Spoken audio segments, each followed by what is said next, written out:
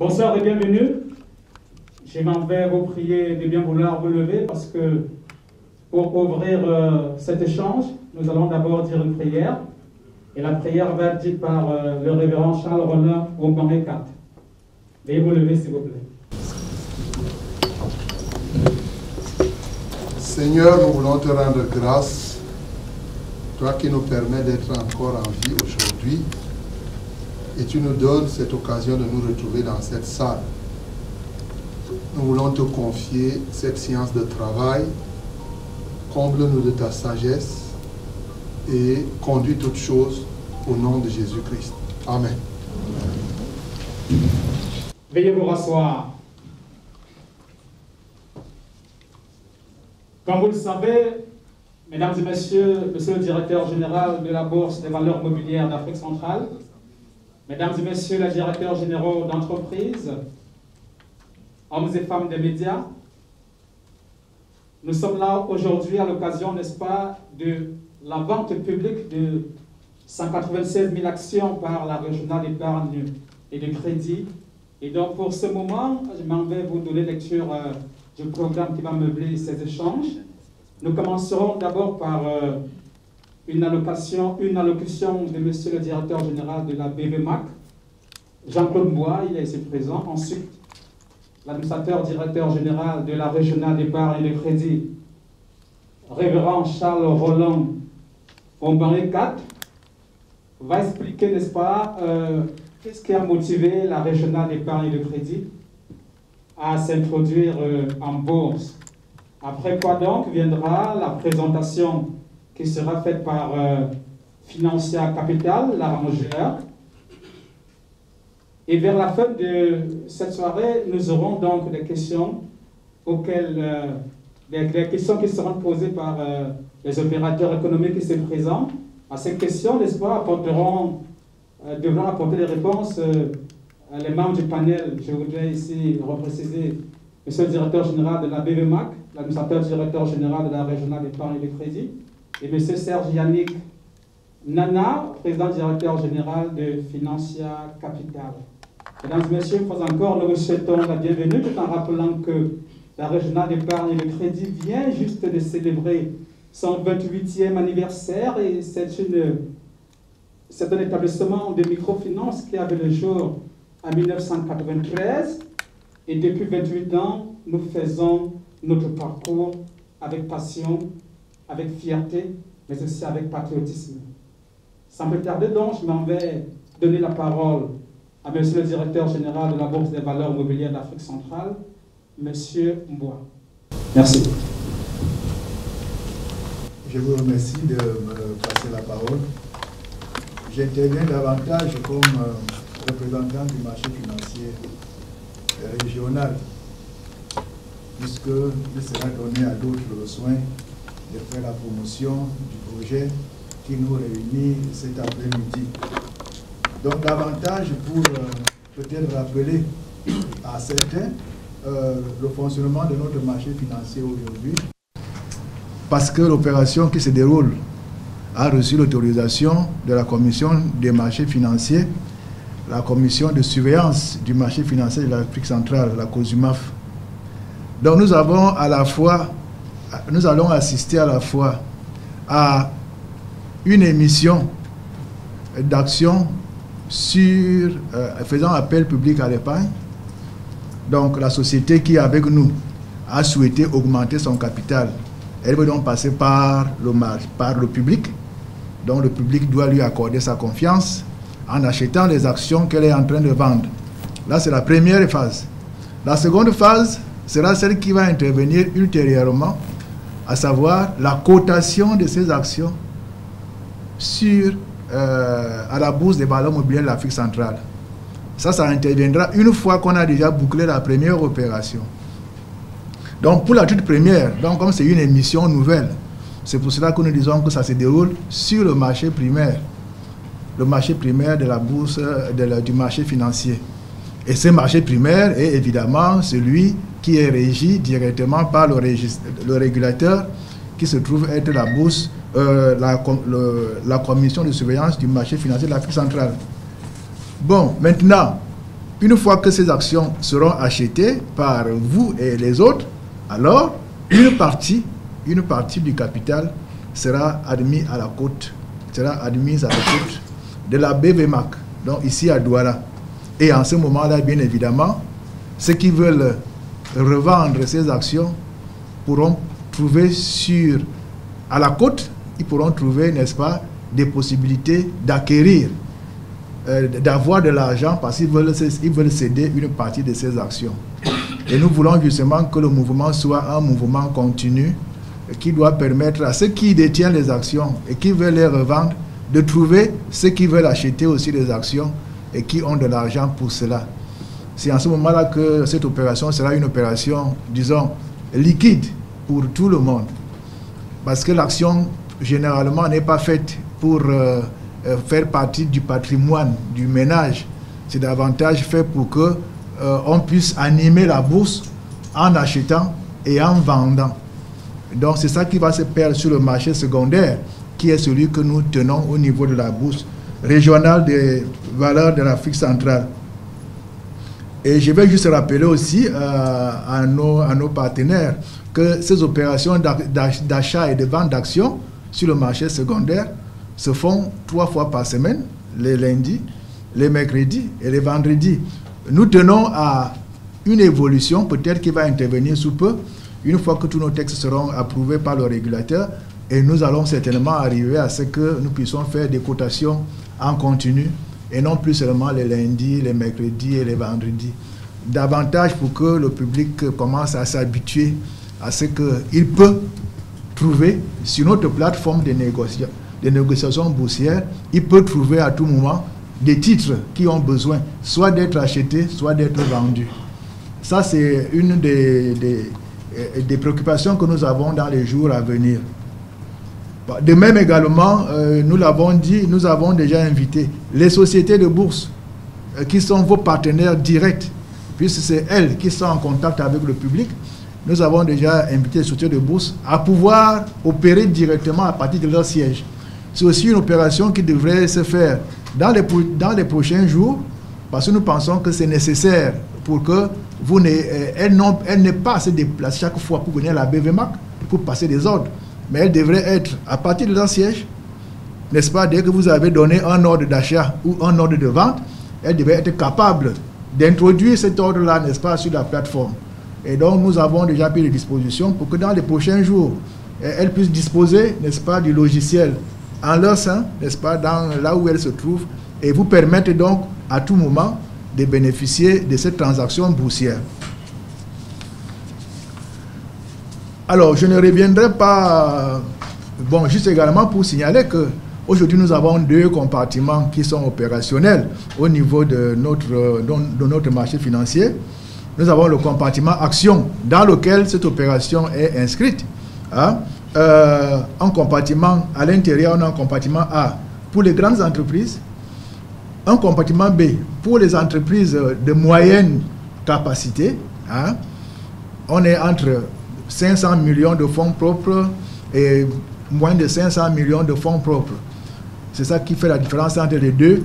Mais ce qui est le plus important pour nous, hein, c'est déjà le fait que vous, le public, vous avez accepté de placer votre argent dans une opération. Nous devons garantir la transparence de l'opération. Nous devons garantir le bon recueil des données financières qui doivent vous être communiquées à tout moment pour que vous sachiez comment la société se comporte. Et dans le règlement qui devrait normalement être validé dans quelques jours là, par le régulateur, nous avons prévu que de façon semestrielle, les opérateurs, les souscripteurs devront avoir les états financiers des sociétés dans lesquelles ils ont investi, pour qu'ils puissent suivre l'évolution de la société. Et ne pas seulement attendre la fin pour apprendre que la société se porte déjà mal. Parce qu'il faut que vous soyez protégé dans l'investissement que vous avez fait dans une structure. Donc, l'aspect transparence est fondamental. Il va donc de soi que, dès qu'on a transparence, il y a la sécurité qui entoure l'opération. Il n'est plus question d'avoir des états financiers qui sont plus ou moins corrects, mais au contraire, vous devez être rassuré par les chiffres qui sont communiqués parce qu'ils sont déjà totalement sécurisés par les commissions de comptes agréées par la COSUMAF. c'est vers quoi nous allons. Parce qu'il faut arriver à avoir des sociétés citoyennes qui permettent, n'est-ce pas, aux populations, au public, de pouvoir participer en toute sécurité dans une opération d'investissement. Car vous investissez votre argent dans quelque chose, il ne faudrait pas que vous soyez trompé parce que quelque part, il y a eu, n'est-ce pas, des entourloupes. Nous insistons beaucoup sur cela. C'est d'ailleurs pour cela que nous avons également encouragé l'opération qui se déroule aujourd'hui. Parce que voilà la première fois où nous avons une société purement privée qui est venue vers nous pour essayer de comprendre que fait la bourse. Et il y a eu 2 séances de travail pour lui expliquer comment ça se passe, lui expliquer les conditions d'admission au compartiment de la bourse. Et puis finalement, il dit, ben, déjà, moi, j'ai réuni ces conditions. Et j'ai plus de 500 millions au niveau de mes fonds propres. J'ai des résultats positifs depuis 4 ans. J'ai ci, j'ai ça. Mais pourquoi donc je ne viendrai pas? Et on l'a encouragé à venir, mais d'abord à rencontrer, n'est-ce pas, un spécialiste, à savoir la société de bourse qui est à côté de nous. Parce que pour venir à la bourse, il faut absolument passer par une société de bourse qui est agréée. Et les contacts ont été pris et ils ont réussi à s'entendre pour monter le dossier pour lequel vous avez été invité aujourd'hui à participer à ce roadshow. Alors, pour finir, nous allons juste encore rappeler quelques éléments qui composent, je peux dire, les avantages de venir à la bourse, de venir sur notre marché financier. Ben, premièrement, c'est d'obtenir un financement à long terme à des conditions avantageuses. Parce que quand on connaît, n'est-ce pas, parfois le gros problème que nous avons avec le système bancaire pour pouvoir mobiliser les fonds à long terme, nous avons assisté à plein de réunions où les investisseurs se plaignent, les entreprises se plaignent qu'ils n'arrivent pas à trouver, n'est-ce pas, des fonds à long terme au niveau des systèmes bancaires. Mais c'est normal, ce n'est pas le travail de la banque de financer les projets de long terme. C'est évidemment au niveau de la bourse que cela est nécessaire. La bourse est ouverte pour cela. Et donc c'est pour cela que nous attirons votre attention que, en tant que gestionnaire, en tant que dirigeant, vous avez là une porte qui est ouverte. Vous avez la possibilité d'obtenir, d'assurer la croissance de votre entreprise, puisque vous avez les fonds qui sont disponibles là, au niveau de la bourse. Vous pouvez les lever quand vous avez rempli les conditions. Ben, évidemment, ça attire votre croissance vers le haut. Et vous avez également la possibilité de bénéficier d'un montage financier, parce que ce travail qui est fait, ce n'est pas la société qui le fait toute seule. Elle est accompagnée par un groupe de conseils financiers qui sont là, qui mettent tout le temps qu'il faut, et qui sont payés pour ça d'ailleurs, pour pouvoir vous aider à monter un dossier, n'est-ce pas, qui est bancable sur le plan, n'est-ce pas, du marché financier. Donc c'est fondamental. Vous ne venez pas tout seul à l'aventure, mais vous avez des gens qui vous accompagnent. Aujourd'hui, nous en avons, je pense, une douzaine au niveau de l'Afrique centrale et plus de 10, plus de 8 qui sont déjà au Cameroun, que vous pouvez consulter à tout moment pour monter un dossier. Alors, je ne parlerai pas au niveau des possibilités d'exonération fiscale, parce que avec les lois de finances qui sont aujourd'hui en vigueur dans la sous-région, vous avez la possibilité, n'est-ce pas, d'avoir des réductions substantielles. Près de 25% sur votre impôt sur la société, ce n'est pas rien. C'est déjà fondamental pour vous permettre d'avoir une possibilité d'épargner et d'avoir une plus-value qui vous entraîne vers une progression de votre chiffre d'affaires parce que vous bénéficiez de cet aspect-là. Et surtout, comme je l'ai dit, il y a la notoriété. Parce qu'aujourd'hui, la société que nous avons ne sera plus une société uniquement camerounaise. Les actions qui sont mises en vente, elles le seront dans l'ensemble du monde. Que ce soit aux États-Unis, en France, au Cameroun, dans toute la région CEMAC. Ce sont des actions qui sont déjà dans le pipe des investisseurs. Et c'est pour cela qu'on fait une publicité le plus large possible pour permettre à cette société de bénéficier effectivement des possibilités qui s'offrent pour le marché financier lorsqu'on fait une introduction boursière. Donc en fait, il y a donc beaucoup d'avantages. Le seul inconvénient pour certains, c'est qu'il faut de la transparence. Parce qu'il faut évidemment se dire que dorénavant, la société n'appartient plus seulement à M. X, mais il y a des actionnaires qui ont rejoint l'équipe et qui ont le droit de sanction de la société à tout moment. à travers les assemblées générales, même les conseils d'administration, et même également au niveau de la cotation. Parce que si vous avez une société où les gens ne sont pas sérieux, ben, l'action de la société va avoir des soucis pour pouvoir progresser. Et là, ça entraîne une dévalorisation de la capitalisation boursière de la société. Donc, je voulais juste rappeler ces éléments-là pour que, avant d'introduire, n'est-ce pas, le dirigeant de la société, qui va maintenant faire expliquer à tout le public pourquoi il est venu vers nous et pourquoi il vient vers vous aujourd'hui pour demander à ce que vous l'accompagniez dans l'évolution de sa société. Je vous remercie, mesdames et messieurs. Merci, monsieur le directeur général de la BVMAC. La communauté des investisseurs, je préfère appeler ainsi, parce que ce soit les journalistes qui sont ici, ou bien les institutionnels, vous tous, vous pouvez devenir désormais actionnaires à la régionale d'épargne et de crédit. Ma présence ici vise à vous parler de deux points principaux. Pourquoi nous sommes partis en bourse et qu'est-ce que vous allez gagner en devenant actionnaire désormais à la régionale. Pourquoi nous sommes partis, nous partons en bourse? Nous avons des raisons non financières et des raisons financières, sans que celles-ci soient étanches. Les raisons non financières, c'est simplement que l'entrée en bourse nous permet, nous autres, de pouvoir continuer à implémenter l'une de nos grandes valeurs, à savoir l'innovation. Ça, comme vous avez suivi monsieur le directeur général dire, voilà une entreprise qui va entrer en bourse et je suis fier de dire que nous serons la première institution financière en bonne et due forme d'avoir son action cotée en bourse. Et étant engagé dans l'innovation, nous pensons que c'est une bonne chose et que d'autres pourraient en suivre. La deuxième raison qui est non financière et qui a un rapport financier, c'est effectivement qu'en entrant en bourse, nous sommes là pour réaliser une vision. Notre vision consiste à faire quoi? À faire une banque solide.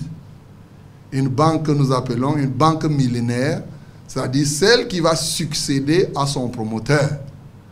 Et son promoteur, c'est moi-même. Je suis le révérend Charles Rollin Omban Ekat, qui vous parle là. Et c'est moi qui ai créé cette structure. Ça fait 28 ans que je suis là. Donc, tout ce que nous pouvons connaître sur la régionale, j'ai vécu, j'ai vu les hauts et les bas, et aujourd'hui, nous arrivons à cette situation. Je dois préciser que ce projet ne date pas d'aujourd'hui pour nous, c'est-à-dire le projet de création de la banque. Non, nous voulons cette banque depuis. Et nous avons pris un itinéraire, c'est vrai, ça prend du temps, mais c'est un itinéraire que nous pensons solide, qui pourrait nous amener, qui devra nous amener à réaliser aussi une institution solide. Et c'est pourquoi vous allez voir dans la note d'information, par exemple, que depuis 2011, nous avons résolu de ne pas partager les dividendes. Vous voyez, notre dernière perte à la régionale, c'était en 2004. Et nous avons fait 4 millions de pertes. Depuis 2005 jusqu'à nos jours, la régionale a toujours été bénéficiaire. Et de 2005 en 2011, nous avons fait le partage des dividendes. À partir de 2011, nous avons adopté une stratégie pour passer banque. Nous nous sommes dit, parce que la régionale a pratiquement 145 actionnaires, donc nous nous sommes dit, parce qu'il y a là-dedans des actionnaires qui avaient placé simplement 100 000, en ce temps-là, 100 000 francs CFA. Et que s'il ne fallait pas une bonne stratégie, bien sûr, après un temps, tout ceci, la plupart des gens ne devraient pas suivre le capital. Donc, l'augmentation du capital. D'où la nécessité d'avoir une stratégie cohérente, donc de constitution des fonds propres, lesquels ont été transformés effectivement en capital. Donc, depuis 2011, nous avons donc résolu, année après année, de faire des réserves, au point où, l'année dernière, avec l'autorisation de la COBAC, parce qu'il faut le dire, nous sommes une institution financière réglementée. Réglementée signifie que nous ne fonctionnons pas comme à la quincaillerie, par exemple, où chacun peut mettre les clous là où il veut, il peut mettre les tôles là où il veut. Non, quand on est réglementé, pour faire telle activité, vous devez faire comme ça. Et pour augmenter le capital, il faut l'autorisation préalable de la commission bancaire. Et nous avons obtenu, eux, ils font les vérifications. Et aujourd'hui, nous avons un capital de 8 milliards 40 millions, totalement libéré. Donc, voilà ce que je puis dire très rapidement sur l'historique et qui a un rapport direct avec les aspects financiers qui nous intéressent. Parce que je vois là, c'est la communauté, bien entendu, des investisseurs. Moi, je vous appelle déjà comme ça. Et il y a là-dedans des gens qui comprennent techniquement ce qu'il faut. Je voudrais un peu dire un certain nombre de points sur les aspects financiers. Depuis 2005, nous, à la régionale, nous avons enlevé le vocabulaire perte. Nous sommes vraiment, comme on dit, result focus. Ça, il faut le dire. Je dis souvent à mes collaborateurs que il n'y a pas une valeur ajoutée quand on vous place quelque part que vous faites les pertes. Tout le monde peut faire la perte. Ça là, il n'y a pas de valeur ajoutée. Si vous faites la perte, vous devenez monsieur tout le monde. Parce que on peut prendre un pousseur, on met à votre place, il va faire les pertes. On peut prendre même un fou, on le met à votre place, il fera des pertes. Donc, le seul élément qui vous distingue des autres, c'est quand vous faites des résultats positifs. En ce temps-là, vous justifiez votre place. Donc, cet élément a permis que, jusqu'à présent, ça marche et nous avons fait des résultats qui me paraissent très, très satisfaisants. Tenez, ce qu'on peut gagner quand on devient actionnaire à la régionale. Premier cas, on gagne sur le plan patrimonial à l'augmentation même de ces actions, la rentabilité même de ces fonds propres, de ce que vous avez investi. Ceux qui ont investi en 2004, ça c'est un exemple, en 2004, ceux qui avaient 100 000 francs d'investissement, vous savez combien ils ont aujourd'hui? C'est-à-dire que dans les 8 milliards 40 millions là, ceux qui avaient 100 000 ont aujourd'hui 3 600 000. Ça c'est du concret. Donc, vous imaginez que ça fait pratiquement 36 fois le montant qu'ils ont investi en dehors des dividendes qu'ils ont gagnés de 2005 à 2011. En dehors, il faut le dire aussi, parce que vous ne connaissez pas l'historique, nous avons eu des partenaires, je vais ouvrir une brèche, on n'en parle pas souvent. Nous avons eu dans l'actionnariat des Sud-Africains qui sont entrés, ils ont perçu, les actionnaires, en ce temps-là, ils ont perçu effectivement ce qu'on appelle les droits de préemption, c'est-à-dire qu'on a payé, ils ont encaissé de l'argent. Et Africap est sorti. Aujourd'hui, nous avons dans l'actionnariat de la régionale un fonds suédois. C'est-à-dire les Suédois sont entrés. Effectivement, sans compter tout ce que les actionnaires ont gagné pendant ces différents processus. Je rappelle pour ceux qui connaissent Africap, Africap c'est un fonds sud-africain. Et quand ils sont sortis de la régionale, tenez-vous tranquille, au moment de la sortie, quand ils vendaient leurs actions, c'était 3 fois le montant du capital qu'ils avaient investi. Ils sont entrés en 2008, ils sont sortis en 2012. 4 ans après, ils ont vendu leur mise à 3 fois le montant du capital qu'ils ont investi à la régionale. On n'en parle pas souvent, beaucoup, mais c'est des réalités, c'est des faits.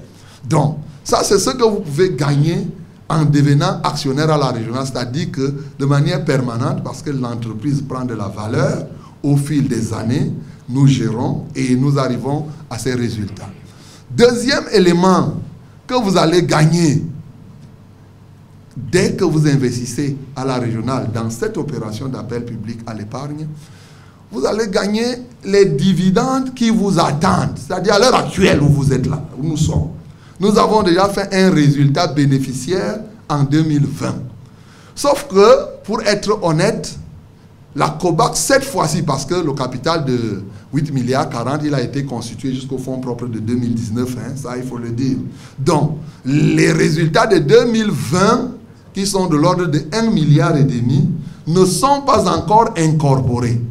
Et vous pouvez vous imaginer que moi, en tant qu'actionnaire majoritaire, et les autres, on aurait pensé qu'enfin, après avoir passé du temps comme cela, il fallait qu'on se partage. Sauf que la COBAC est venue nous dire qu'en 2020, avec Covid, aucune institution ne doit partager les dividendes.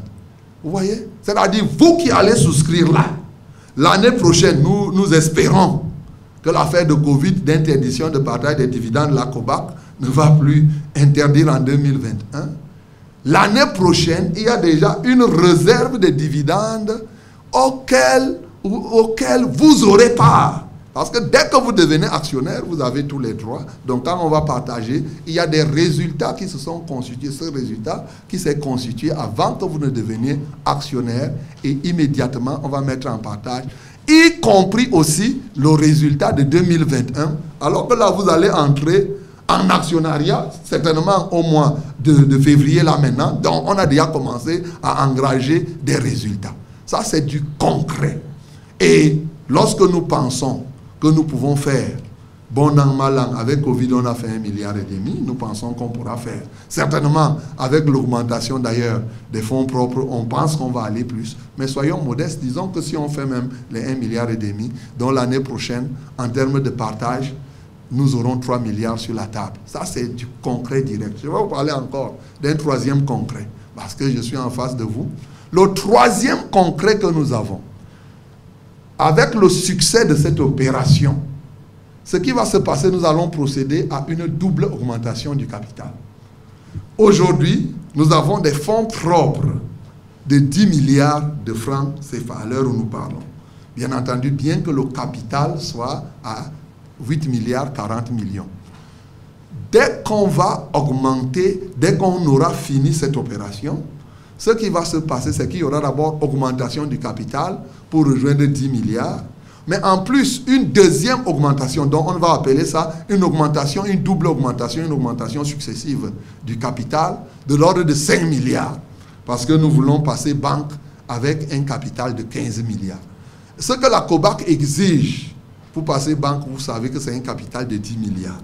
Mais nous disons que pour être confortable, parce que c'est la banque, pour être confortable, il est bon d'y aller avec un capital de 15 milliards. Mais vous savez, la conséquence de ça, c'est que quoi? Cette double augmentation, cette deuxième augmentation du capital va se faire par distribution gratuite des actions. Comment? Par l'incorporation de la prime d'émission. C'est-à-dire quand vous payez des actions, le prix de 42 000 que vous avez intègre le nominal plus les autres éléments parmi lesquels notamment la prime d'émission. Donc cette prime d'émission, parce que vous allez devenir actionnaire, dès que vous êtes actionnaire, ça vous concerne aussi. Donc en augmentant le capital par exemple à 15 milliards, vous vous retrouvez donc avec quelqu'un par exemple qui a pris des actions sans actions, juste par incorporation de la prime d'émission de 5 milliards, il se retrouvera à 150 actions avec 50 actions gratuites. Ça, c'est une affaire de quelque temps. Pourquoi je dis quelque temps? C'est lié au projet qui nous tient à cœur. Ce n'est pas des histoires que nous racontons. Pour que nous venions à la bourse, sachez que nous avons d'abord demandé la non-objection de la COBAC. Parce que nous avons tenu, nous ne pouvons pas venir à la bourse, la COBAC, on a écrit et la COBAC nous a répondu. Donc, ce projet de transformer la régionale en banque ne se fait pas, ce n'est pas un projet souterrain. C'est un projet connu en bonne et due forme par la commission bancaire qui sait que nous venons chercher maintenant l'augmentation de ce capital pour déposer le dossier et se transformer en banque. Et nous voulons déposer ce dossier en juin 2021. Ce n'est pas une fiction, ce n'est pas une affaire qu'on est en train de raconter comme si ça va se faire en 2025, ainsi de suite. C'est-à-dire en juin. À l'heure actuelle, nous avons déjà mis une équipe en place pour la préparation de ce dossier. C'est-à-dire on le fait concomitamment parce que nous ne voyons pas pourquoi l'opération ne va pas marcher. Donc, et quand bien même on n'atteignait pas, nous avons déjà les 10 milliards, donc il n'y a pas de raison que nous ne puissions pas continuer l'itinéraire. Mais comme nous savons que nécessairement ça doit aboutir, c'est pourquoi nous avons mis en place déjà un mécanisme de préparation de ce dossier. Donc, mes chers mesdames et messieurs, vous conviendrez avec nous, vous-même vous pouvez tirer la leçon. Je ne sais pas si vous aurez encore sur la place une opération aussi alléchante comme celle-ci. Ça, honnêtement, je ne sais pas, quand vous allez prendre des actions quelque part, vous trouvez des dividendes qui vous attendent. Vous prenez des actions quelque part, vous trouvez une augmentation avec distribution gratuite des actions. Si je prends un exemple, imaginez que vous prenez 100 actions et ça devient 150. Que le cours de l'action reste à 42 000. Vous imaginez ce que ça donne? À dire, 3 mois après votre investissement, vous venez de gagner 50 actions multipliées par 42 000. Ça, c'est le gain après 3 mois. Là, la tâche. Au moment où on est en train d'aller en banque. Imaginons ce qui va se passer.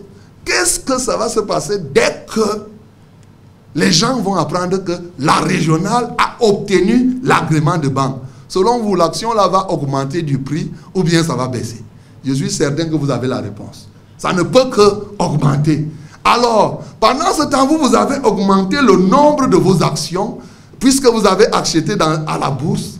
Ça peut, vous allez vous retrouver, vous devez vous retrouver avec, sur le plan financier, effectivement, des gains réels substantiels en attendant qu'on partage encore les dividendes l'année prochaine. C'est pourquoi je vous dis, je ne vois pas une opération.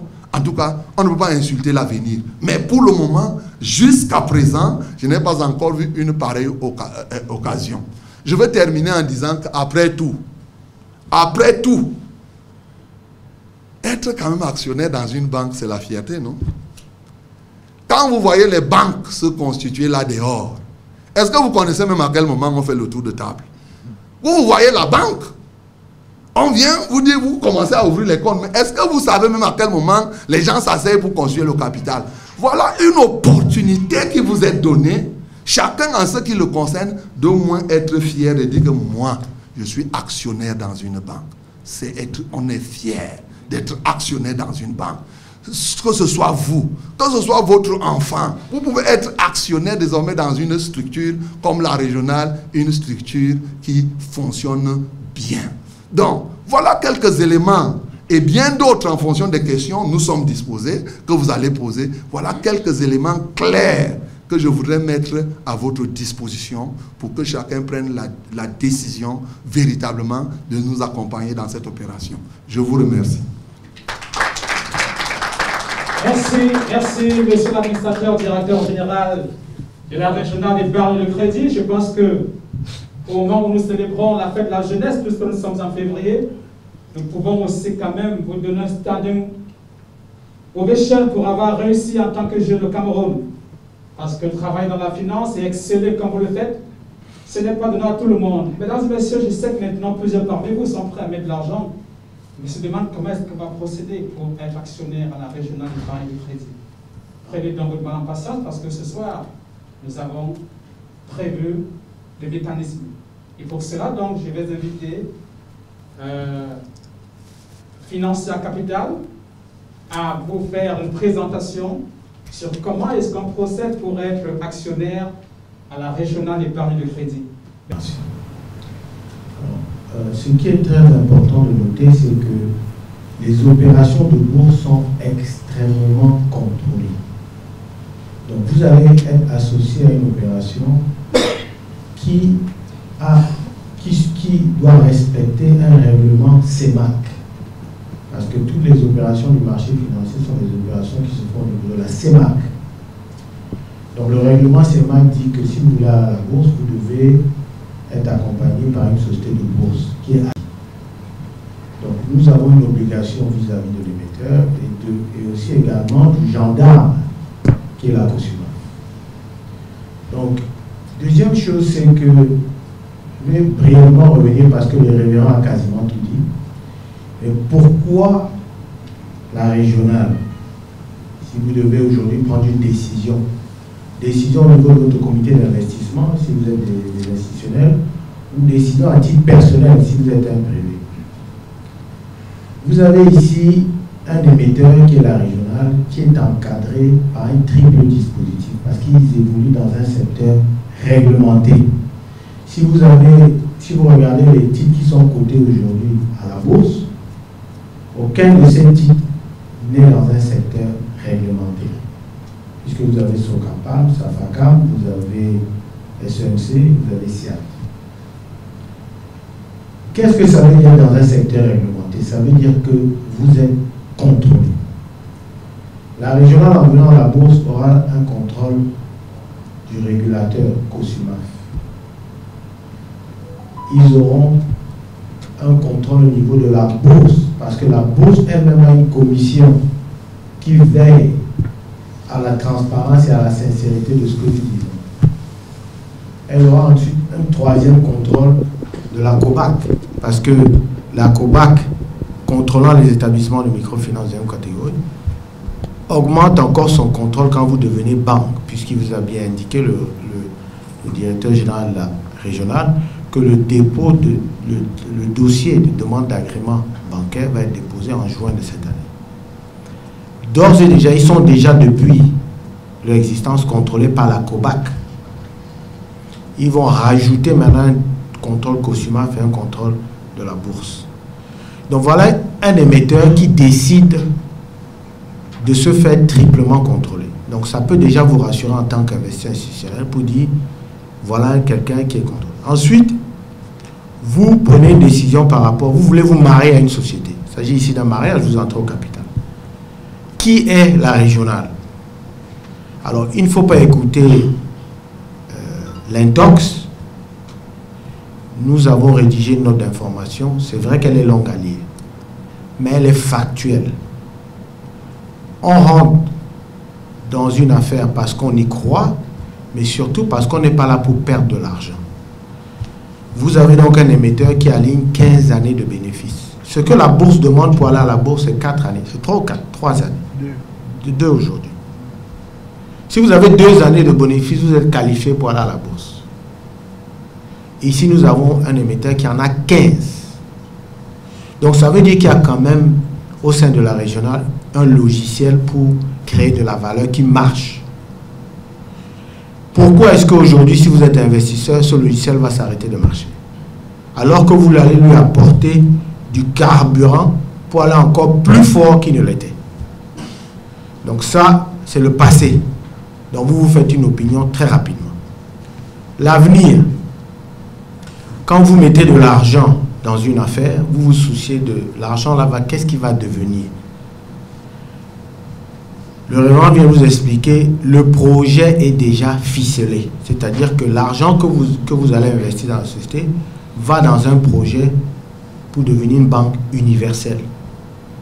Et c'est un projet qui n'a pas été décidé cette année ou l'année dernière. C'est un projet qui a été décidé en 2011. Ça fait 10 ans que la régionale affûte ses armes pour devenir une banque. Elle serre la ceinture, elle ne distribue pas de dividendes, elle augmente ses fonds propres. Donc voilà des gens disciplinés qui viennent donc dans un marché. Qu'est-ce que le marché bancaire? Le marché bancaire est un marché qui n'est pas pénétré au Cameroun. C'est un marché qui a de la marge de croissance. Ça, ce sont les statistiques de la Banque centrale. Mon collaborateur vous donnera les chiffres précis qui tournent autour de 13-14% de pénétration. Très peu de gens ont le compte bancaire. Très peu. Très peu de produits bancaires sont disponibles. Donc, il y a de la marge. Pas plus tard que ce matin, je lisais qu'un 6e cimentier va s'installer au Cameroun. Vous vous rendez compte? Il y a à peu près, je crois, 11 banques. Parmi les 11 banques, celles qui se portent bien, il y en a un petit peu moins. 15 banques, établissements de crédit. Okay. Donc, 16 banques. Okay. Avec CCA, effectivement, qui est devenu banque. Donc, vous regardez les banques, vous regardez quelles sont les banques qui sont en bon état, quelles sont les banques. La plupart des banques gagnent de l'argent. C'est vrai qu'il y en a certaines qui sont en restructuration depuis, comme UBC, etc. Donc, mais de manière générale, les banques, c'est un secteur qui est très peu pénétré. Donc vous avez un projet porteur. Donc vous allez mettre de l'argent dans un projet qui va vous apporter de la valeur dans l'avenir. Et pour terminer, qu'est-ce que je gagne? Vous allez gagner quoi? Vraiment, vous arrivez à résumer ça en deux. Vous avez donc un gain financier et un gain non financier. Moi, je m'occupe plutôt des gains financiers. On va aller dans le détail tout à l'heure pour vous expliquer le niveau de gain que vous allez réaliser. Les questions nous sommes revenues en disant la régionale va distribuer combien de dividendes? Quel sera le pourcentage de dividendes qui vont être distribués une fois qu'ils vont arriver à la bourse? Alors ça, ce sont des décisions de l'Assemblée générale. Mais d'ores et déjà, avec une double augmentation de capital qui va aller passer à 15 milliards, plus des réserves latentes non distribuées de 2020-2021, vous êtes quasiment sûr qu'en étant actionnaire, vous aurez déjà des distributions qui sont là et qui vous attendent.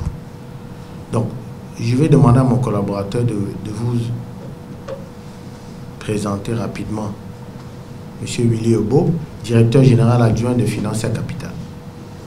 Quelle est la méthodologie pour prendre une décision objective? On va s'intéresser à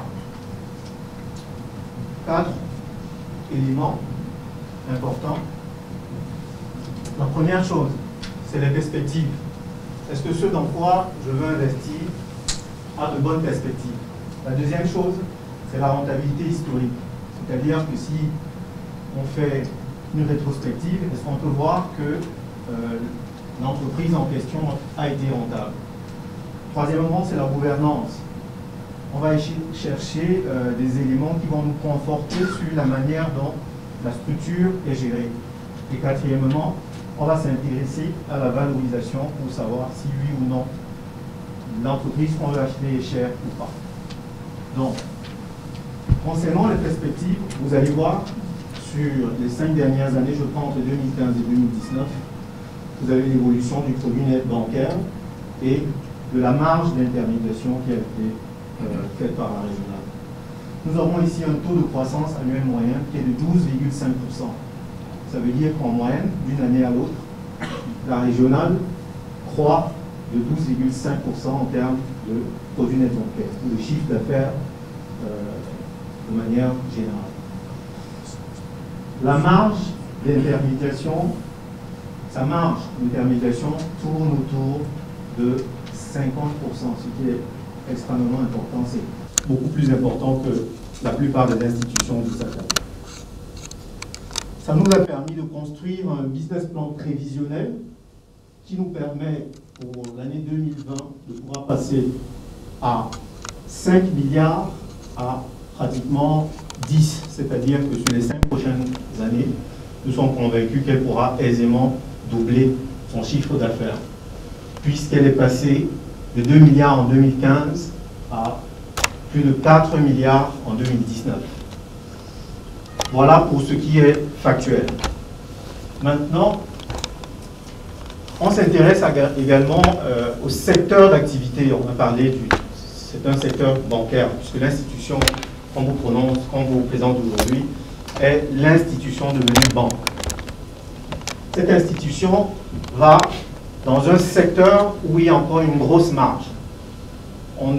Aujourd'hui, les chiffres récents tablent sur 14% pour ce qui est du taux de bancarisation au niveau de la sous-région et précisément au niveau du Cameroun. Ce qui veut dire que c'est un secteur où il y a encore de la place.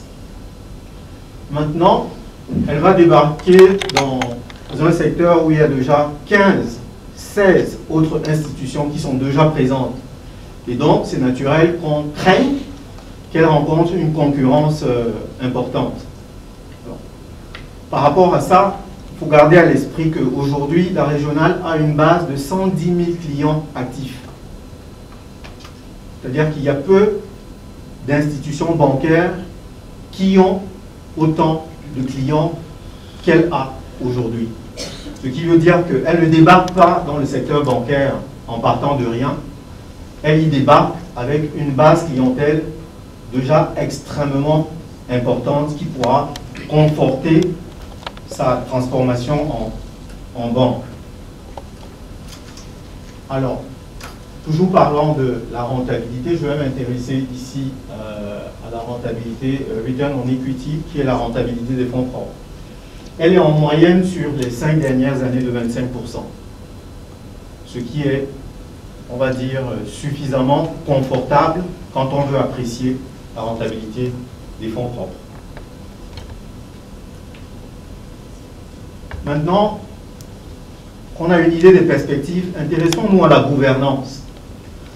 Alors, tous les autres intervenants l'ont déjà dit, elle est déjà dans un secteur qui est fortement réglementé. Alors, il faut savoir que, en dehors des ratios prudentiels, il y a à peu près, pour un établissement de deuxième catégorie, un établissement financier de deuxième catégorie, plus de 20 normes et ratios auxquels cette institution est tenue de respect. Et la régionale, depuis plus de 10 ans, respecte rigoureusement les principaux ratios prudentiels, notamment la couverture des crédits, la liquidité, la couverture des risques et la couverture des immobilisations. Ça, c'est d'un. De deux, vous pouvez voir qu'au niveau de l'actionnariat, le révérend l'a dit tout à l'heure, il y a un fonds suédois qui est un fonds d'investissement assez important qui est nordique. Et ce fonds a ses propres normes qu'elle fait appliquer au niveau de la régionale. Vous avez par exemple un comité d'audit indépendant qui reporte directement donc à la commission bancaire et donc naturellement à Nordic, qui lui permet d'avoir un deuxième verrou en termes de transparence et de contrôle. Et je le disais, ça se reflète donc au niveau de la gestion aussi par le taux de créance douteuse qui est généralement contenu en dessous de 20% au niveau de la régionale. Donc c'est de dire qu'au niveau de la gouvernance, il y a plusieurs niveaux de sécurité auxquels ceux de la bourse vont se rajouter. Alors, en termes de valorisation, je vous le disais, au prix de 42 000, c'est surtout une banque universelle à venir que nous vous proposons. D'ici 5 ans, la régionale devrait, sur la base des hypothèses minimalistes que nous avons retenues, se situer autour de plus de 200 milliards de total de bilan, avec près de 30 milliards de fonds propres, puisqu'elle sera passée déjà à 15 milliards d'ici la fin de cette année. Donc, au cours des 5 prochaines années, nous sommes assez confortables sur l'évolution des fonds propres autour de 30 milliards. Maintenant, on a parlé de cette double augmentation de capital. La première qui va porter le capital à 8 milliards et la seconde qui va la porter à 15 milliards. C'est quoi l'incidence? L'incidence, c'est que si vous prenez un actionnaire qui décide aujourd'hui d'investir 1000 actions et qui aura à peu près une valeur de 42 millions, cet actionnaire va recevoir, pour avoir acheté 1000 titres, 500 titres. Et 500 titres correspond à une réduction du coût sur l'investissement qu'il a fait au départ d'à peu près 33%. Et ça voudrait dire que pour l'investisseur qui a acheté à 42 000, en réalité, quand on valorise la distribution d'actions gratuites qui va lui être donnée, c'est un peu comme s'il avait acheté à 28 000 de titres. Donc, comme s'il y avait une décote donc, de 33%. Donc, c'est pour répondre à la question pourquoi souscrire à cette opération. Vous avez donc désormais des éléments de décision. Jusqu'à quand? En réalité, nous sommes en train de demander une extension de la période de souscription jusqu'au 26 mars, ce qui va permettre à ceux qui sont dans des comités d'investissement, ainsi de suite, mais surtout pour nous par rapport aux personnes physiques, puisque c'est surtout eux qui en ont fortement fait la requête. Nous allons donc étendre cette période de souscription en principe jusqu'au 26 mars en attente de la réponse de la Coduma. Comment le faire? Comment souscrire? Pour souscrire, vous avez deux moyens.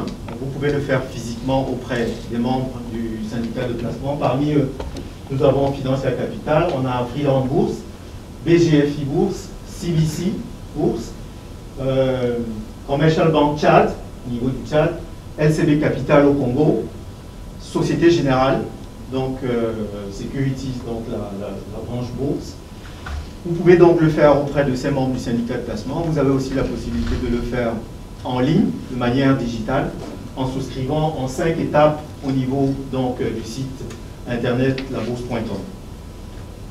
Donc voilà, le calendrier indicatif des prochaines étapes prévoit quoi? C'est une cotation que nous visons en mai 2021. Et donc les deux opérations dont nous parlions vont être dans la foulée. Il faut savoir qu'elles sont successives et elles devraient se faire également le mois de mai pour permettre que la demande d'agrément bancaire puisse se faire le mois de juin, comme l'a annoncé tout à l'heure le révérend. Donc s'il y a pour la fin, si vous faut des informations supplémentaires, vous avez un site internet, vous avez un numéro de téléphone, c'est celui qui s'affiche à regionalbourse.com. À partir de ce site internet, vous avez la possibilité d'avoir toutes les informations dont vous avez besoin. Ou alors vous pouvez appeler ce numéro, qui est un centre d'appel relié à nos analystes et qui vous permettent effectivement de pouvoir discuter d'autres questions qui vous intéressent. Merci. Merci beaucoup, M. Hugo. Mesdames et messieurs, est-ce qu'on peut l'acclamer, s'il vous plaît? Mais à ce moment-là, vous n'êtes pas encore actif. Vous attendez la clôture de l'opération dans la fin de la semaine. Ensuite, en fonction des demandes qu'il y a eu, si ça se trouve, nous avons des demandes en plus. Si tout le monde a demandé 100 et on ne peut servir que 75, on va vous faire on va faire au prorata de ce que vous avez demandé pour respecter, parce que c'est le régulateur qui impose qu'on doit respecter les annonces qui ont été faites. Donc, il y a un délai d'à peu près une semaine. À ce moment-là, vous êtes notifié du montant effectif. Si on a eu un trop perçu, on vous le rembourse.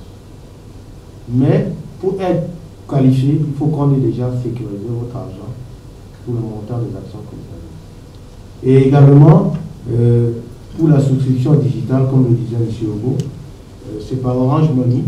Donc, si vous allez sur le site internet, vous pouvez tout faire de votre salon. Vous créez votre compte titre et payez avec Orange Money. Et du coup, vous êtes enregistré comme étant actionnaire de la région. Nous prenons une prochaine question. Alors, bonsoir. Je suis M. Baha. Alors, déjà, j'adresse mes félicitations au révérend Obam pour avoir monté une structure de cette envergure. Nous avons été très intéressés dans la communauté à savoir qu'une opération d'une entreprise camerounaise était menée à cette échelle. Il y a un certain nombre de vérifications qui ont été faites de part et d'autre. Alors, la première préoccupation qu'on avait, c'était de se dire, qu'est-ce qui se passe? Cette entreprise a été créée parce que il n'y a pas eu une grosse communication à ce niveau-là. L'entreprise a été créée depuis un certain moment, il n'y a pas eu de distribution de dividendes, qu'est-ce qui se passe? Alors, je crois que vous avez répondu à cette question. Je vois aussi que vous avez ouvert le capital à hauteur de 20%, donc il y a 80% qui restent détenus. Ceux qui vont souscrire aujourd'hui ou demain, ou dans les jours à venir, quelle garantie ils auront? Parce qu'en fait, à la fin de la journée, les résultats qui doivent être distribués sont décidés au niveau du conseil d'administration. Alors, si le conseil d'administration décide, parce qu'en fait, pour l'investisseur, vous l'avez si bien souligné tout à l'heure, l'idée, c'est de placer son argent pour avoir un retour sur son investissement. Alors, qu'est-ce qui va se passer si on se retrouve exactement dans la même situation, à savoir que la régionale décide, pour X ou Y raison, de devenir peut-être 10 fois plus gros, donc de geler les distributions de dividendes sur une période, et pendant ce temps, celui qui a investi ne verra pas un an sur son argent. Ça, c'est la première préoccupation. C'est vrai que le directeur général de BVMAC a souligné qu'il y avait un second market. D'accord, il y a un second market. Ça veut dire qu'éventuellement, qu'il n'y ait pas de distribution de dividendes l'investisseur peut toujours se retourner vers ce marché-là et revendre ses actions, mais encore faut-il que le marché soit liquide.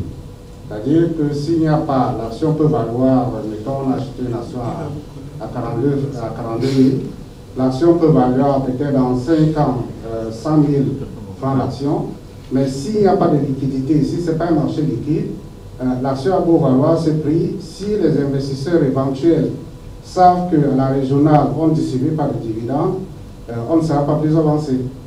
Donc ça, c'est quand même des préoccupations qui font que je pense que ça reste quand même, c'est un verrou qui empêche de se lancer totalement. Parce que je peux vous rassurer qu'au niveau de toutes les investigations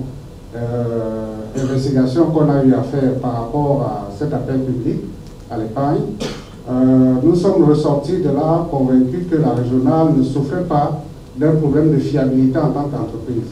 Donc la question ne se trouve pas là.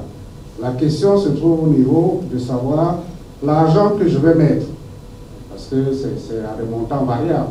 L'argent qu'on met, si on risque, je vais dire, si on risque 100 000 francs, c'est pas grave. Si on risque 100 millions, c'est pas la même chose. On n'est pas dans la même échelle de valeur. Donc à partir de là, ça devient très important de savoir et d'avoir des certitudes par rapport au point que l'argent que l'investisseur met, est-ce qu'on ne va pas se retrouver dans une autre situation où on n'aura pas de visibilité sur la distribution éventuelle ou non des dividendes. Alors pour chuter, j'avais un autre point concernant le refus, je ne sais plus par quel organe, de distribuer les dividendes de 2020. On a évoqué le Covid. Je ne vois pas la relation entre la distribution des dividendes et le Covid. Il faudrait peut-être qu'on l'explique.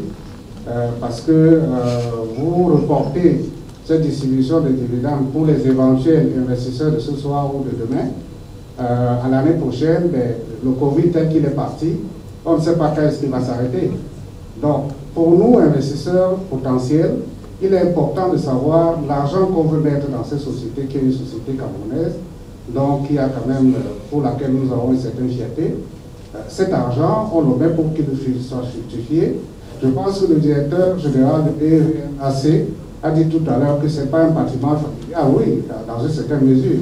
Parce que je veux dire, si on a des dividendes quand même dans une activité, ça constitue un patrimoine familial.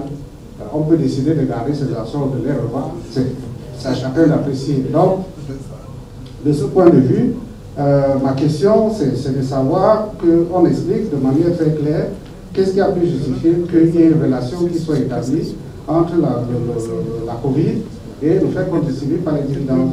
Je vous remercie pour l'attention. Une autre question.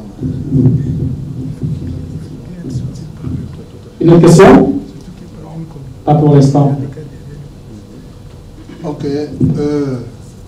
Vous posez comme question, vraiment c'est fondamental. Hein?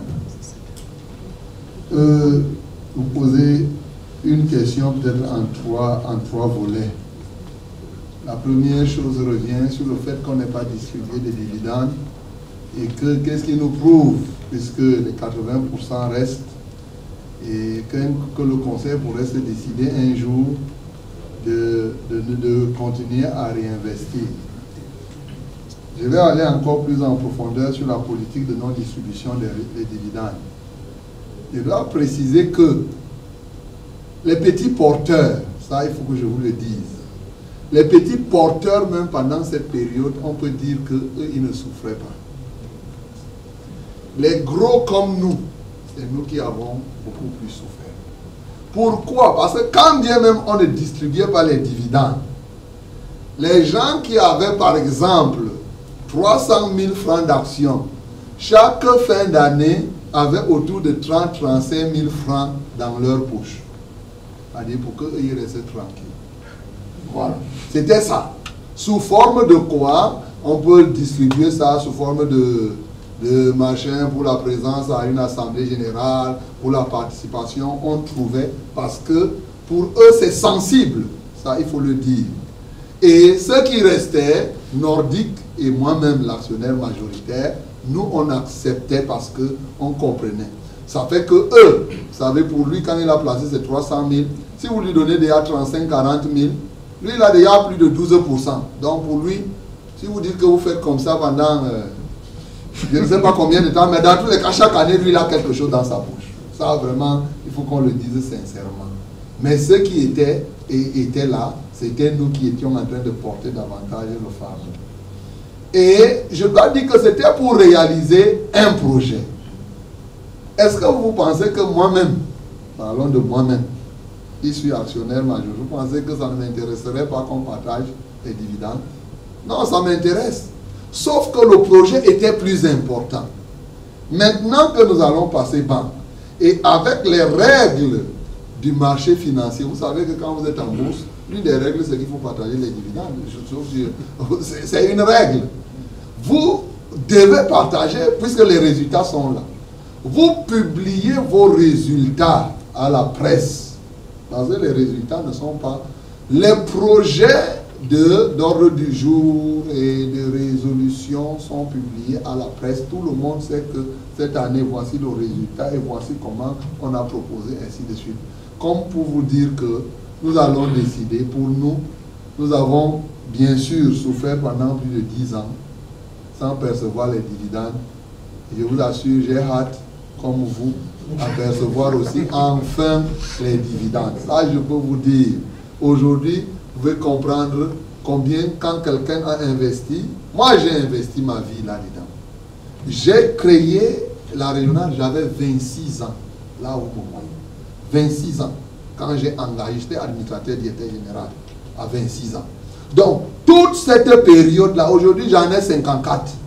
Donc, toute cette période-là, je suis dedans. Quand vous investissez, vous prenez du temps, doucement, doucement, vous y mettez le paquet, à un moment donné, exactement comme vous, c'est-à-dire qu'on a la même position aujourd'hui, je veux aussi, entre nous, je veux aussi récolter quelque chose, qu'on le veuille ou pas. Donc, vraiment, la garantie que je vous donne, c'est que moi-même, c'est ça ma pensée, c'est ça que moi je veux. Vous pensez que moi, je vais passer mon temps à investir les grands, les projets, et non. Je veux une banque solide. C'est pourquoi quand je fais la banque, je ne fais pas la compétition dans le sens que je veux être la première banque du monde. Je veux faire... Non, moi je veux être une banque solide. C'est-à-dire que qui reste là, qui solidifie les actionnaires, les parties prenantes, pour parler terre à terre, chaque partie prenante doit y trouver son compte. Voilà ce que moi je puis dire. Donc, sincèrement, nous avons le souci que cela ne crée pas un seul... Je vous dis que si la COBAC, et c'est le lieu pour moi de dire pourquoi la COBAC a interdit, si la COBAC n'avait pas interdit, les résultats de 2020 là, qui restent encore, nous on aurait pu partager. Alors, la question maintenant, quel rapport y a-t-il entre Covid et distribution des dividendes? En effet, nous sommes dans un secteur où, avec le Covid, si vous ne faites pas attention, vous vous retrouvez en train de faire beaucoup de provisions. C'est-à-dire que quoi? Les opérateurs économiques empruntent de l'argent. Il y a eu des secteurs qui ont été affectés par le Covid. Vous leur prêtez de l'argent et ils se retrouvent dans des difficultés. Vous êtes obligé soit de restructurer, soit de réchelonner et faire le retraitement dans tous les cas des différents prêts que vous faites. La COBAC, je ne dis pas que moi, la COBAC estime que dans un environnement comme celui-là, il faut davantage renforcer les fonds propres parce qu'il faut davantage un peu plus de sécurité. Je vous rappelle que c'est la COBAC. Moi, je ne suis pas de la COBAC. Donc, j'ai aussi subi, j'ai été aussi appelé à exécuter tout simplement. Et c'est ça le problème de la banque. J'avoue que je ne peux pas vous tromper qu'en devenant actionnaire dans la banque, sachez que nous sommes dans un secteur réglementé. Honnêtement, on ne peut pas ne pas vous dire. C'est-à-dire les règles de gestion. Quand on donne le crédit, pour ceux qui... Moi, je suis diplômé de l'Institut des techniques bancaires de Paris. Donc, quand vous voulez faire la banque comme cela se doit, vous devez faire comme le régulateur le dit, honnêtement. Parce que le régulateur, lui, il a une approche prudentielle. Donc, à tout moment, lui, il voit un élément, il dit non, non, non, non, moi, je pense que pour permettre la stabilité du système monétaire, ça, c'est son travail. Bon, pour nous, les opérateurs, les acteurs, nous, on veut que ça se passe comme cela. C'est pourquoi la gestion de la banque intègre tous ces éléments-là. Donc, Pourquoi Covid? C'est que Covid a créé, et comme une psychose, on s'est dit que dans quel sens ça va partir. Mais au fur et à mesure qu'on évolue, je ne voudrais pas avoir l'apocalypse, penser que Covid. Maintenant, on va commencer à vivre avec Covid.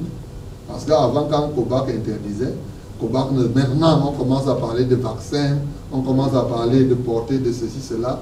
Nous tous, nous comptons que, effectivement, en 2021, je ne vois pas la Kobak, parce que cela nous concerne, nous. Ça concerne les banques commerciales qui sont là. C'est-à-dire que les banques que vous voyez là, on leur a demandé de ne pas partager au-dessus des dividendes, y compris les établissements de microfinance. Mais, qu'à cela ne tienne, moi, je vais dire que l'opération reste une bonne opération et il sera difficile encore à la Kobak 2-3 ans de dire que non, ne partagez pas. Peut-être, je ne suis pas à la Kobak, pourrait-il dire que partager autre 50-60%, mais si on nous dit 60%, ça rentre dans la logique de la distribution, dans la politique de distribution des dividendes. Nous pensons que ça sera raisonnable parce que nous ne pourrions pas, on va faire comprendre. Même les autres banques vont leur dire qu'écoutez, vraiment, les actionnaires, c'est vous les actionnaires. Ils vont voir comment vous allez écrire. En passant, s'ils prennent cette décision, moi je vous dis, écrivez à la Kobak pour dire que mais quelles sont ces histoires-là? Laissez-nous prendre notre argent. Vous en avez le droit. Oui, vous avez le droit en tant qu'actionnaire cette fois-là d'écrire à la Kobak que voilà, non, nous on veut percevoir telle ou telle autre chose. Mais je suis persuadé que jusqu'à présent, la Kobak n'a pas encore fait 2 années consécutives et dire aux gens ne prenez même pas. Ils vont trop dans leur mesure de prudence. Ils pourront dire que nous vous autorisons à prendre, distribuer 50%, 60%, déterminer un ratio de distribution des dividendes. C'est ce que nous anticipons, c'est ce que nous pensons qu'autres ils peuvent faire. Je vais laisser monsieur le directeur général répondre sur le problème de liquidité des actions sur le marché.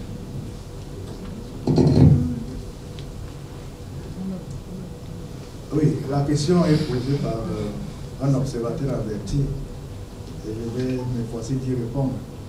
Effectivement, vous le savez, sur notre marché, actuellement, nous avons 4 actions qui sont cotées. Nous avons 11 lignes obligataires, donc c'est encore faible. Ce qui suppose évidemment qu'il y a parfois des problèmes de liquidité. C'est-à-dire que vous pouvez avoir un ordre d'achat d'une valeur qui ne rencontre pas immédiatement un ordre de vente.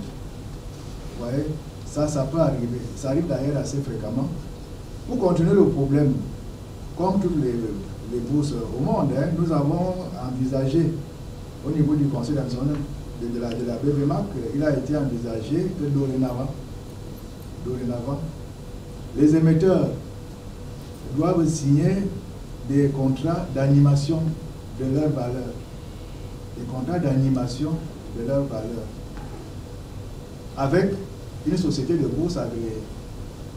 En clair, ça signifie que on a déjà eu le cas, on a déjà eu ce cas avec la BDAC, et si vous avez bien suivi, on avait déjà développé la dernière fois avec la BDAC, à savoir qu'il faut un contrat d'animation, un contrat de liquidité. C'est-à-dire qu'il faut rendre la valeur liquide. C'est-à-dire qu'il faut que chaque fois qu'il y a un ordre d'achat, il rencontre aussi un ordre de vente et vice-versa. Et donc, la société de bourse, avec les metteurs, sont chargés de mettre en place ce mécanisme-là. Et comme il vient de le dire, on est d'abord dans la première phase, celle de l'emprunt, la levée de fonds, mais quand il faudra venir à la bourse, donc au mois de mai, inévitablement, la commission d'admission va exiger un contrat d'animation qu'ils vont donc organiser ensemble. Si bien que lorsque vous voudrez céder votre action parce que vous avez besoin d'argent, de liquidité, vous trouverez toujours en face, n'est-ce pas, un autre opérateur qui veut leur acheter. Donc ça, c'est la technique que nous avons donc conçue et qui va être mise en œuvre depuis la BDAC jusqu'à cette opération qui est en train de se faire.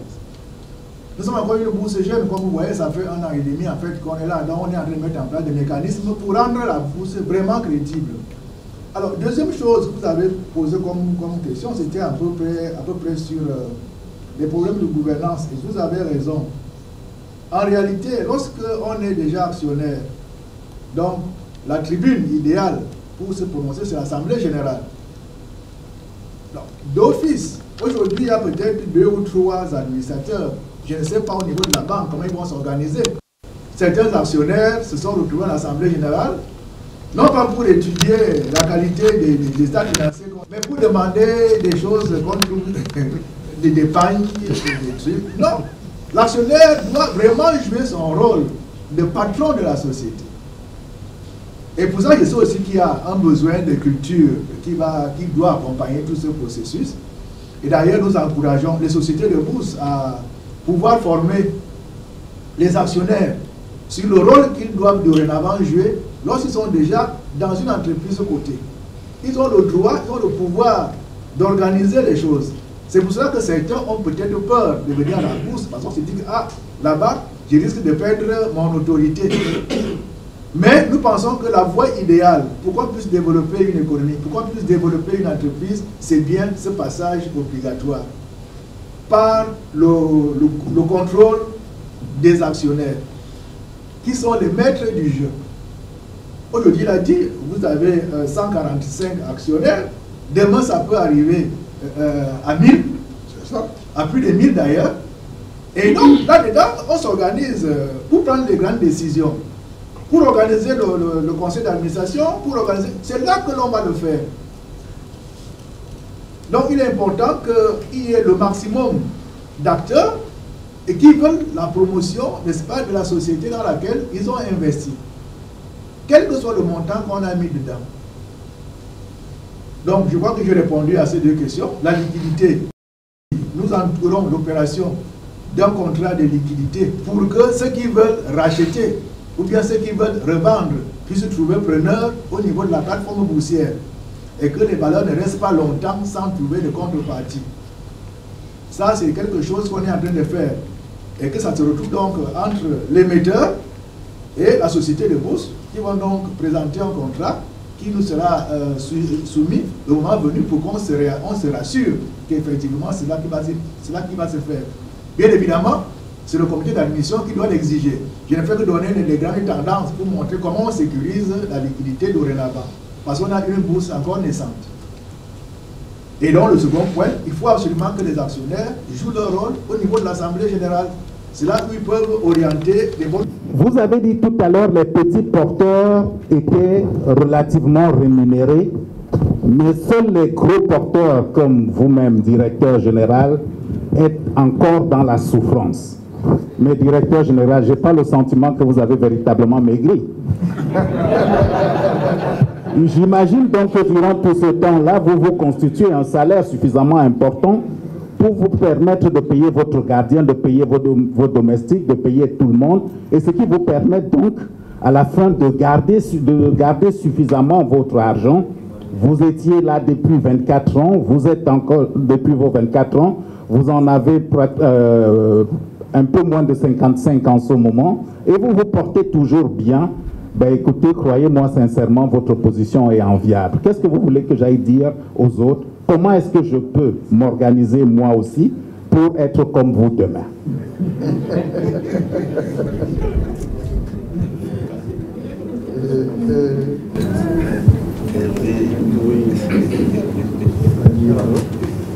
Une autre question?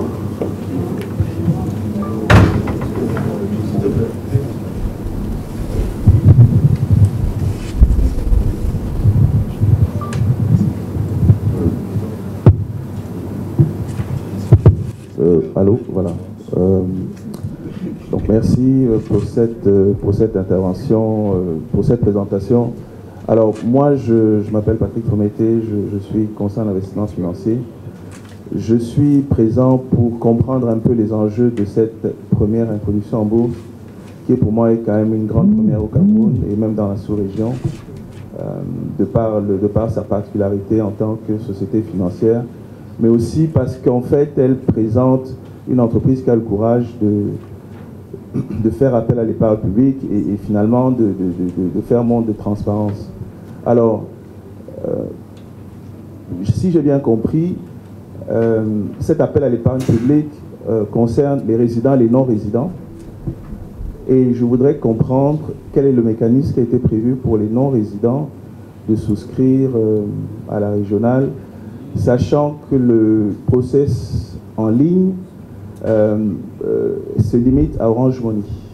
Voilà. Merci.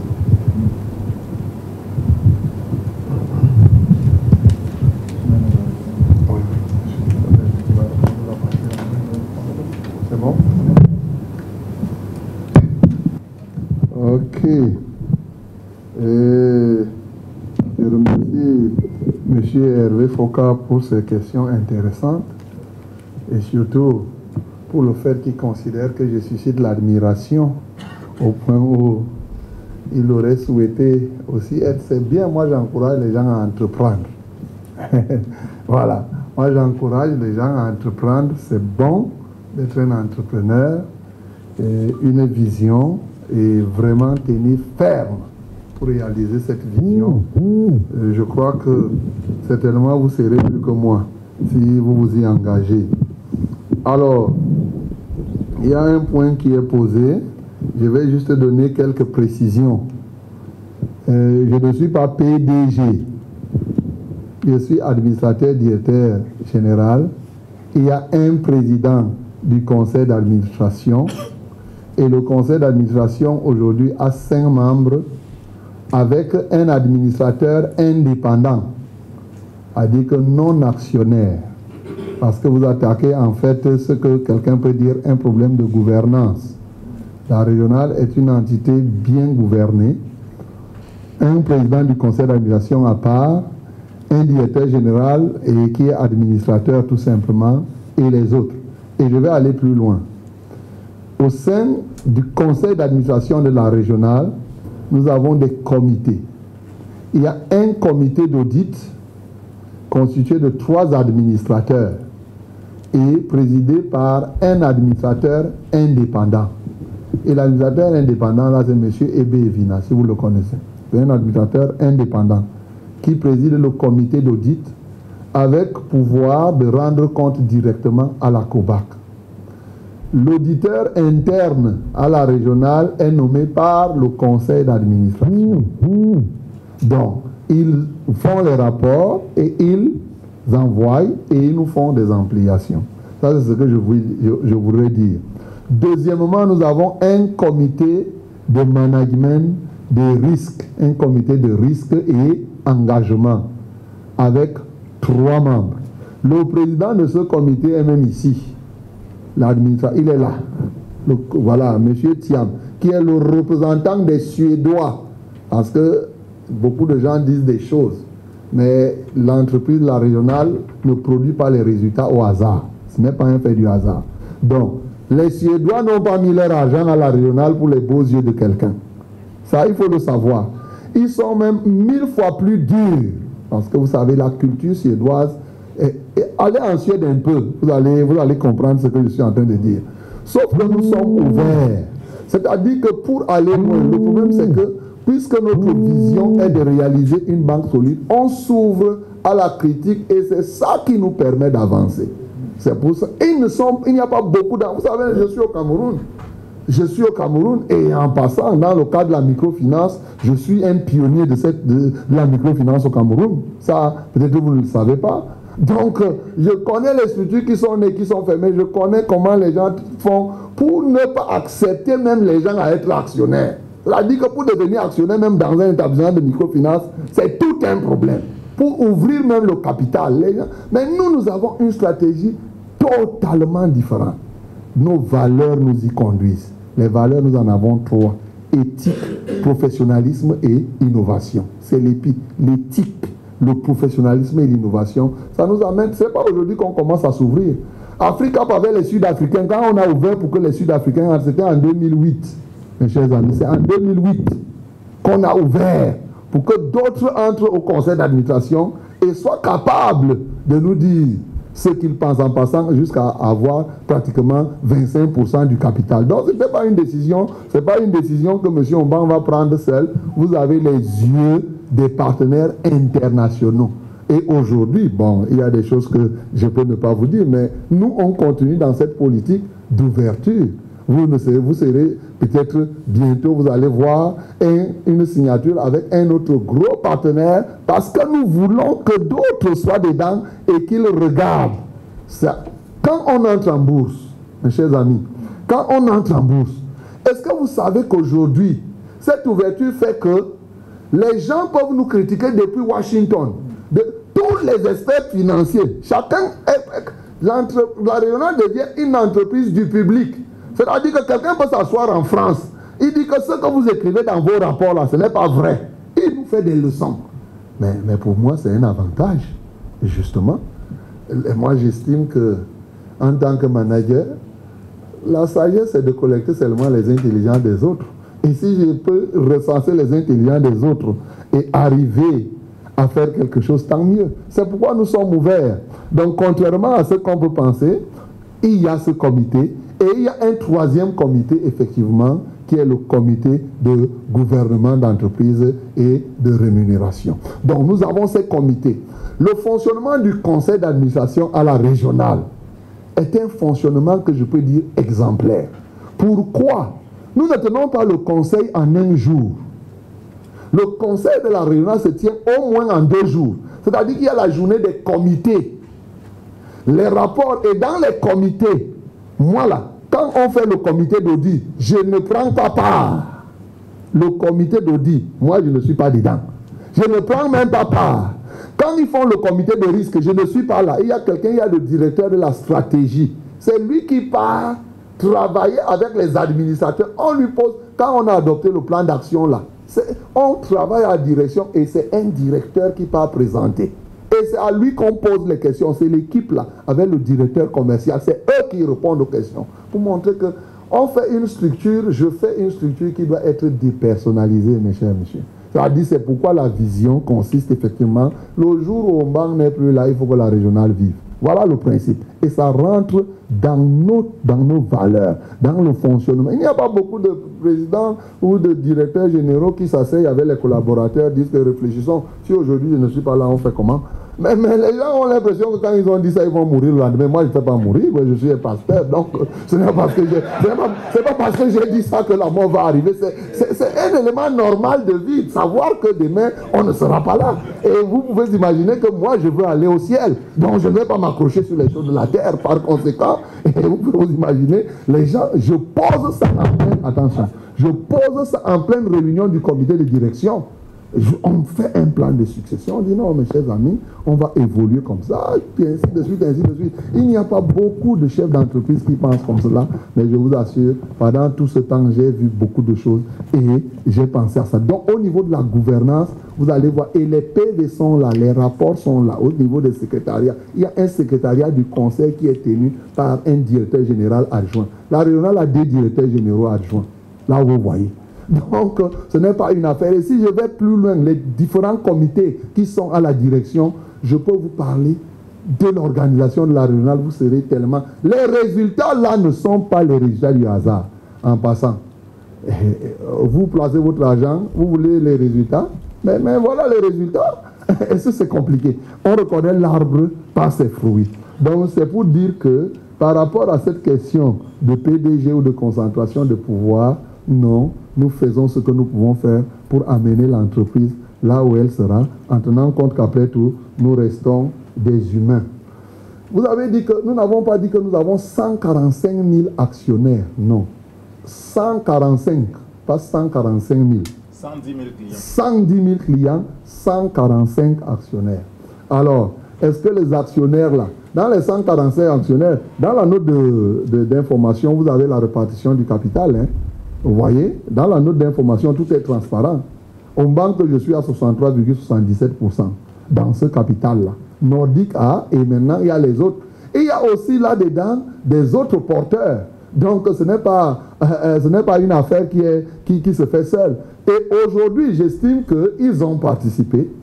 Il n'est même pas interdit à un actionnaire d'aller acheter en bourse des actions flottantes, hein, sauf si M. le DG nous dit non. Voilà. Donc, maintenant, on a lancé appel public à l'épargne. Eux-mêmes, ils sont concernés.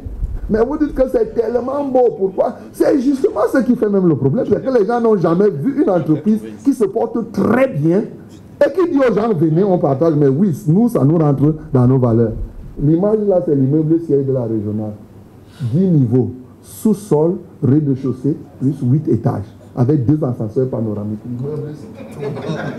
Ça, je parle des choses concrètes, je ne parle pas. C'est-à-dire, quand on parle des résultats, quand c'est fictif, vous ne voyez pas, ça physiquement, cet immeuble, et c'est financé sous fonds propres. Ce n'est pas une affaire, c'est financé sous fonds propres et construit par une entreprise typiquement internationale. Donc c'est des choses concrètes. Pourquoi? Parce que je ne fais pas ça. Je vous dis, je ne fais pas ça parce que c'est autre chose. Je veux faire une entreprise digne de ce nom. Parce qu'on sait qu'en Afrique, les gens aiment des entreprises que dès qu'il n'est plus là, c'est le déluge derrière lui. Justement, c'est ça que je ne veux pas. Je prie tous les jours pour que le jour où je ne serai pas là, que la régionale se porte même mieux que quand je suis là. Voilà mon souci. C'est pourquoi je forme les gens, c'est pourquoi je me mets à la disposition, j'accueille les jeunes qui arrivent, je pars moi-même les former l'esprit des gens, ainsi de suite, ainsi de suite. Et la bourse est dedans. La bourse nous apporte, et c'est pourquoi la bourse pour nous, les exigences de la bourse ne sont pas pour nous des contraintes. Nous, on a dit plutôt que c'est des opportunités. La réglementation COBAC n'est pas pour nous une contrainte. C'est plutôt des opportunités pour avoir une entreprise solide. C'est ça. Si vous voulez la solidité, vous vous laissez contrôler par la bourse. Vous laissez la COSUMAF regarder. Vous laissez la COBAC regarder. Je dis souvent aux gens qu'envoyer les anges du ciel sur la terre, où ils viennent auditer la régionale pour les valeurs éthiques. Vous pouvez demander, c'est pas compliqué, demander aux employés. Je défie toujours quiconque. Même le moindre petite corruption comme ça que quelqu'un pour travailler à la régionale est venu donner même une cuisse de poulet à Ombang. Personne. Je défie, ça fait 28 ans aujourd'hui. Personne, même pour avoir une nomination. Renseignez-vous partout. Donc pourquoi? Parce que ces valeurs où nous sommes donnés, c'est des choses qui permettent aux entreprises d'évoluer. Et j'estime qu'en Afrique, il faudrait qu'on apprenne à faire certaines qualités d'entreprise. Pourquoi nous entendons les autres, les Citibank font les 300 ans, et ainsi de suite. Pourquoi nous pensons que nous ne pouvons pas faire des entreprises qui peuvent faire 100 ans, 200 ans, 300 ans? En tout cas, moi, je me suis inscrit dans cette logique. Après, moi, je parie que la régionale doit fonctionner, et c'est ce que je puis dire par rapport à ces éléments. L'autre question, je crois que M. Nana pourrait être mieux placé pour répondre à celle-là sur l'affaire de Orange Money. Voilà. Concernant les non-résidents, effectivement, ils peuvent aller en ligne. Déjà, un non-résident peut parfaitement souscrire à la bourse, à la BVMAC. Non-résident, déjà au sens camerounais, c'est-à-dire quelqu'un qui est assis au Tchad peut souscrire. Quelqu'un qui est assis dans la CEMAC, dans l'UMOA peut souscrire. En Europe, aux États-Unis peut souscrire. Donc, sur le site, effectivement, le moyen de paiement qui fonctionne sur le site Orange Money. Donc, ça, c'est limite au Cameroun. Même au Gabon, on peut utiliser Orange Money parce qu'ils sont connectés. Maintenant, sur le site, si vous voulez, vous êtes assis hors du Cameroun et que vous voulez souscrire comme non-résident, vous mettez votre passeport, votre pièce d'identité en ligne, vous créez votre compte titre en ligne. Ensuite de ça, on vous communique le RIB bancaire dans lequel vous faites le virement. Sachez que ce n'est qu'à la réception. Vous nous envoyez la preuve que vous avez fait ce virement, mais nous, c'est à la réception qu'on réserve vos titres. Parce que nous avons un marché où le régulateur ne nous autorise pas de réserver sans avoir vu la contrepartie espèce. Donc le temps que le virement prenne 2 ou 3 jours, nous avons reçu l'argent et puis vous avez vos titres. Bonsoir, Makoso Antoine. Alors nous allons éventuellement acheter l'action à 42 000 et tel que M. Voilà dit, il y a un procédé qui a été mis en place pour rendre le marché secondaire liquide. Espérant justement que la valeur de l'action au moment de son introduction soit égale au prix que nous allons acheter. Donc ma question portait, certainement vous avez déjà fait l'étude sur ça, quelle serait la valeur annoncée de l'action à son introduction en bourse? Par ailleurs, la deuxième question, vous avez dit que la prime d'émission de 5 milliards servirait à être réintégrée. Alors, éventuellement, si elle servirait à compenser une éventuelle décote, quelles sont les garanties fondamentales qu'au moment venu, cette prime d'émission sera bel et bien intégrée au capital? Merci. S'agissant de la valeur au moment de l'introduction, on ne peut pas encore en parler là. Ça pourrait être 42 000. Mais nous devons d'abord discuter de ça avec la société de bourse. Nous allons arrêter la valeur qui sera communiquée, puisque jusqu'aujourd'hui, je vous ai dit qu'on est sur 2 choses. La première chose, c'est d'abord l'appel public à l'épargne pour le capital qui est en train d'être fait là. Ça, c'est la première phase. La phase, c'est l'introduction en bourse des 20%. Et là, il y a tout un dossier qui est préparé, n'est-ce pas, par l'émetteur, par là, et dans lequel, justement, on arrête la valeur qui sera celle qui sera publiée le jour de la cotation. Parce qu'on est dans une bourse où on va directement, une fois qu'on s'est entendu sur la valeur, c'est cette valeur-là qui est communiquée au public. Dans d'autres, il peut arriver que ce soit, n'est-ce pas, les transactions qui vont déterminer la valeur. Mais au départ, c'est d'abord une valeur que nous avons, qui est annoncée, et qui maintenant, par la suite, va certainement être modifiée avec les transactions boursières. Ça peut être 42 000 au premier jour, et puis le second jour, on est déjà à 50 000. Tout dépend, n'est-ce pas, de ce que les émetteurs et puis les investisseurs vont pouvoir échanger pour pouvoir augmenter ou faire baisser la valeur. Donc, dans un premier temps, il y a un dossier d'admission qui va être constitué. On n'en est pas encore là. Il faut d'abord qu'on boucle la première phase. Et dans le dossier d'admission, nous avons donc le cours que nous allons arrêter ensemble avec la société de bourse. Donc le cours à l'introduction sera de 42 000. Donc la correction à la hausse ou à la baisse se fait sur le principe de l'offre et à la demande après la cotation. Donc ça c'est pour clarifier ce point. Et ensuite il y a une autre question.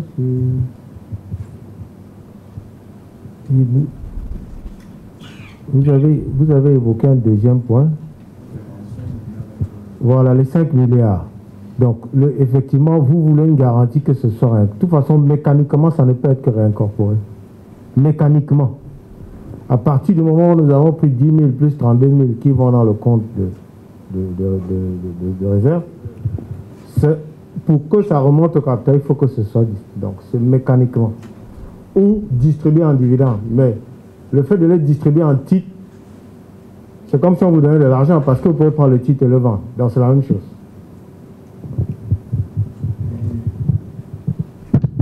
Moi, je voudrais dire ce qui va peut-être déranger, je dis peut-être, c'est que nous sommes des investisseurs. Quand vous achetez le taxi pour faire le taxi, c'est que vous savez qu'un jour ça peut être cogné comme ça peut ne pas être cogné. Donc moi, je vais dire ceci, c'est que quand vous entrez en bourse, les actions vont augmenter et il y aura un jour où ça peut baisser en fonction de l'offre et de la demande. Parce que ne croyez pas que comme on est en train de dire là, le jour où l'action va baisser, vous dites « Oh, mais c'est ça, vous voulez gagner l'argent sans prendre le risque ?»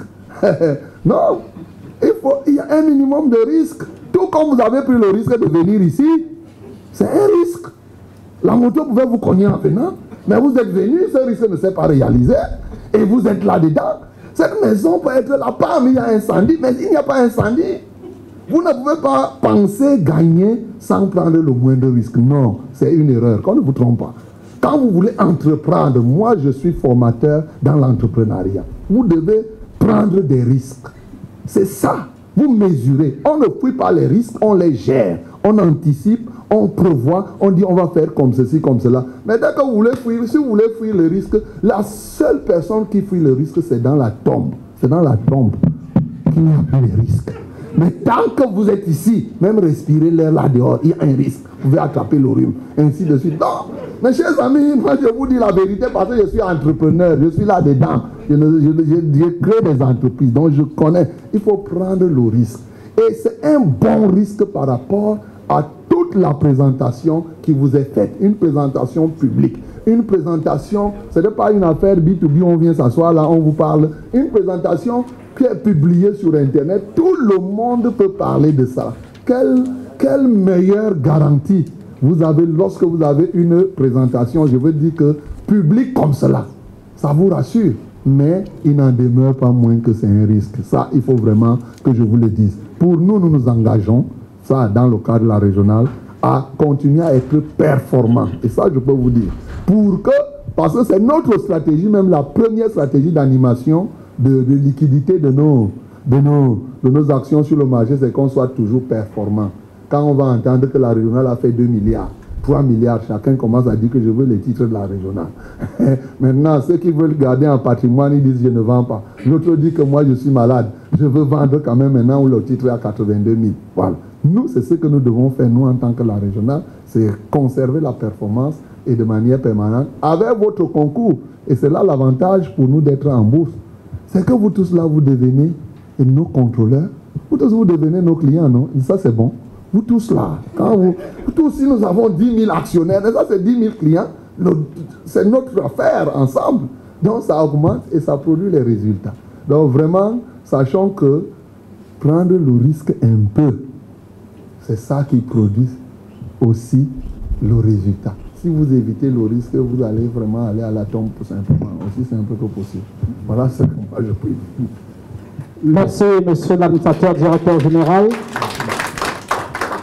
Évidemment que ceci a nécessité des applaudissements de nos chers invités. Et donc, avec votre permission, nous allons arrêter jusque-là. Ce soir, nous avons reçu 7 questions auxquelles nous avons apporté des réponses. Et donc, la prochaine articulation prévoit un cocktail qui a été offert par la régionale d'épargne et de crédit.